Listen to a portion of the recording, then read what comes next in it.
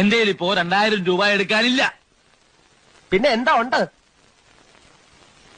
നുള്ളിപ്പെറുക്കി അവർ 500 രൂപ കാണും. എന്റെ പട്ടിക്ക് വേണം. മര്യാദക്ക് 2000 രൂപ എന്റെ കയ്യിൽ എണ്ണി തന്നില്ലെങ്കിൽ അതിന്റെ പ്രത്യാഘാതകം. പ്രത്യാഘാതം മേഘം എന്നുള്ളതിന്റെ ഇയാളെന്നെ പഠിപ്പിക്കൊന്നും വേണ്ട. പ്രത്യാഘാതം അത് ഭയങ്കരമായിരിക്കും. എന്തും നേരിടാൻ തയ്യാറായിട്ട് തന്നെയായി ഈ നാടകത്തിൽ ഇറങ്ങിത്തിരിച്ചിരിക്കുന്നത്. ഒരുമാതിരി പല തന്തയ്ക്ക് പറഞ്ഞ പരിപാടി എന്റെ അടുത്ത് കാണിക്കരുത്. തൽക്കാലം പല തന്തയുണ്ടെന്ന് വിചാരിച്ചേക്കാം. ഞാൻ പോവാന്ന്. അതെ, കുറച്ച് പതുക്കെ പറഞ്ഞാലും കേൾക്കാം.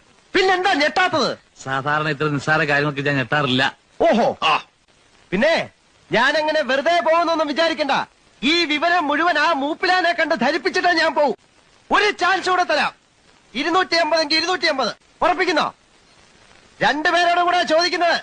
എടോ, തനിക്ക് നാണമില്ലേണോ?